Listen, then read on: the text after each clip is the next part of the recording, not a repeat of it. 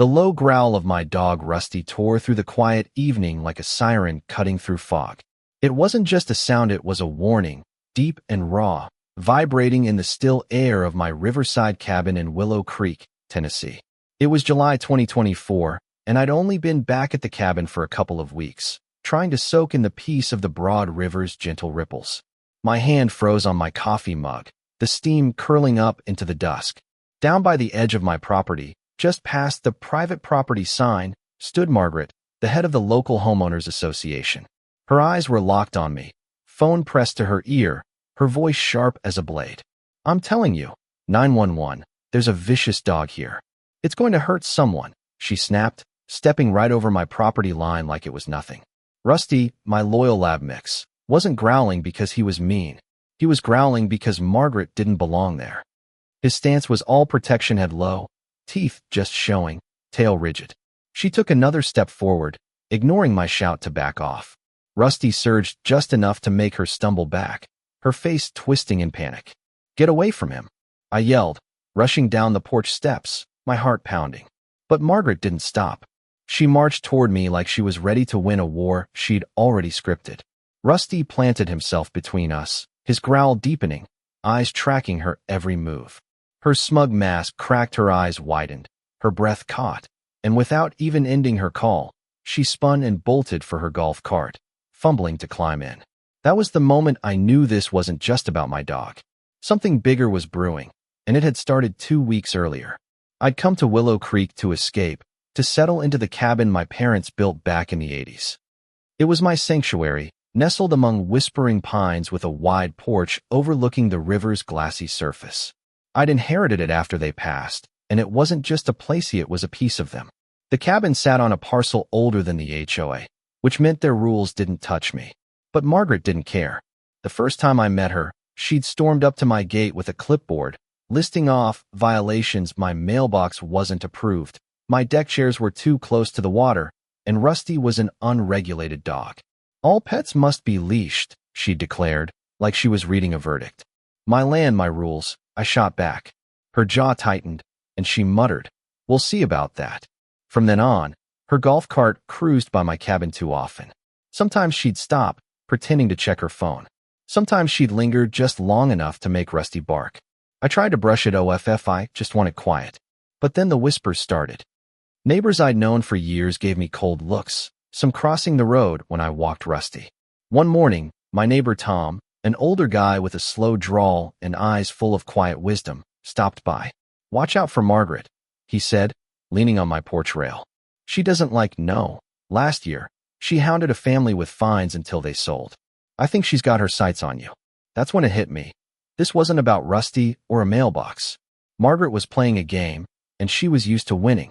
The day it all exploded, I was stunned to see her march past my gate and onto my driveway, phone to her ear, not even knocking. Rusty's instincts kicked in before mine could. His fur bristled, and he shifted into full guard mode. He'd never bitten anyone, but he was ready to protect me. Margaret's plan unraveled right there. She hadn't expected Rusty to stand in her way, and she definitely hadn't expected to be the one running. Sirens wailed down the road, red and blue lights flashing through the pines. Margaret's golf cart fishtailed as she tried to flee, still shouting about a dangerous dog. Rusty stood firm in front of me, chest out, eyes sharp, not barking now, just ready. 2 sheriff's cruisers skidded to a stop. The officers jumped out, hands raised, calm but firm. "Leash your dog, sir," one called. His voice was steady, professional. "Got it," I said, clipping Rusty's leash. His tail flicked once, like he was saying, "I've got your back." "I'm Nathan," I said, loud and clear. "This is my property. That woman trespassed, and my dog got between us." The older officer, Deputy Harris, nodded. "I'm Harris. This is Deputy Chun." He glanced at Margaret, now standing by her cart, hands on hips, ranting. "We got a call about an aggressive dog. More like an aggressive trespasser." Tom called from his porch, coffee in hand. "The HOA's been after Nathan for weeks. His dog's not the issue." Margaret jabbed a finger at us. "That dog charged me. I feared for my life." Deputy Chun kept his tone even. "Ma'am, step back from their gate. We'll sort this out." I stayed calm, not because I wasn't angry, but because I knew calm was stronger. Rusty didn't bite anyone, I said. He stood his ground because she came onto my driveway without permission. My deed's pre-HOA. I don't answer to her. Harris checked my gate, the property sign, the survey stakes I'd pointed out. Got paperwork for the lines? He asked. Yes, I said. And the stakes are marked. Margaret's face sharpened. Those stakes are wrong. HOA lines aren't county lines, Tom said softly. Harris radioed for animal control, and I rubbed Rusty's ear as he sat, looking anything but dangerous. When animal control arrived, a woman named Lisa crouched near Rusty, letting him sniff her hand. He's stable, she said, smiling. Good boy, Margaret scoffed, but Lisa asked, did you have permission to be here when he moved toward you? Margaret didn't answer. Statements were taken, and Harris laid it out. No charges, no bites, just a property dispute. You don't cross these lines again, he told Margaret. She laughed, cold and hollow. The board will decide. The board doesn't trump the county, Chin said. She sped off, gravel crunching under her tires. The next morning, I found a flyer taped to my Gadia community vote for a riverfront access project, with dash lines cutting through my dock. My jaw tightened, but I stayed cool, snapping a photo and emailing it to Olivia at the county office. That afternoon, I drove to town with Rusty, digging through county records. Olivia pulled my parcel map and a stamped note. Non-HOA, grandfathered. She printed a trespass warning form and petted Rusty. He's a good neighbor, she said. I nodded. The best. Things escalated fast after that. Late at night, Rusty's growl woke me. My phone pinged with a motion alert. The gate camera showed a shadow Margaret, crouched, working the latch with a wrench. Hey, I called, stepping onto the porch. She dropped the tool and ran, but not before Rusty roared, planting himself between us. Margaret shouted about a 911 call, but I stayed calm. Go home, I said. We'll talk in daylight.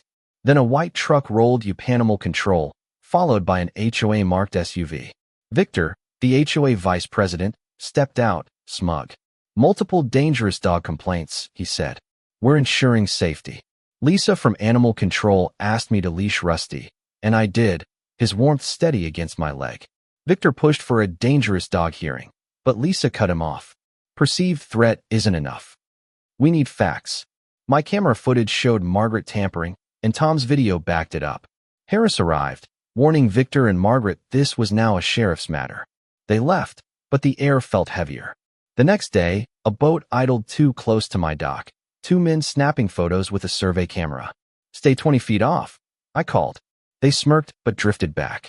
Later, I found a gem in my parents' files, a 1994 dock permit, proving it was a permanent private structure. It felt like a shield. But that afternoon, Margaret, Victor, and a suit-wearing man offered to buy my dock to drop the dog complaints. I refused, flashing the permit. Their faces soured, and they left spitting gravel. By evening, 5 HOA members marched to my gate, demanding I attend an emergency meeting to annex my property. Rusty growled at a shadow in the trees. Victor's son, holding bolt cutters. I dialed Harris, and the group scattered. That night, Margaret showed up on my porch, warning, after tomorrow, your dog won't be your problem. Rusty's hackles rose, and she backed off. At 3:17 a.m., my phone pinged again. Cameras caught Margaret and Victor's son inside my yard, bolt cutters in hand, heading for the dock. Floodlights snapped on, and I yelled, drop the tools.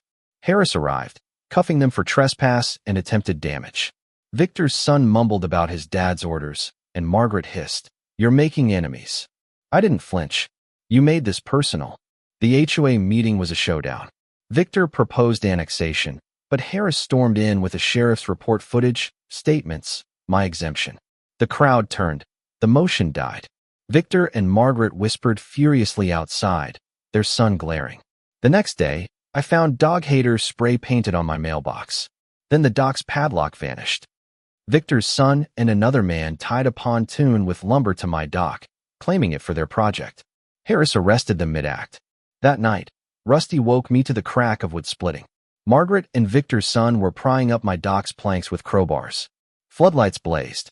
Harris cuffed them as they tried to flee. The dock was scarred but standing. The DA charged them with trespass, vandalism, and harassment. The county reaffirmed my exemption. Rusty and I walked the dock, his paws steady on the battered boards. Tom was right, Rusty had won this, not by fighting, but by standing firm.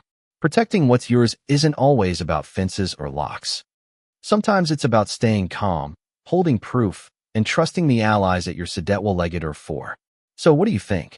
Was I right to press charges, or should I have taken their deal to avoid the fight? Should HOAs have power over private land, or is personal property sacred? And what would you have done if someone came for your home or your dog? Drop your thoughts below, hit that like button if you're Team Rusty, and subscribe for more stories where the underdog bites back.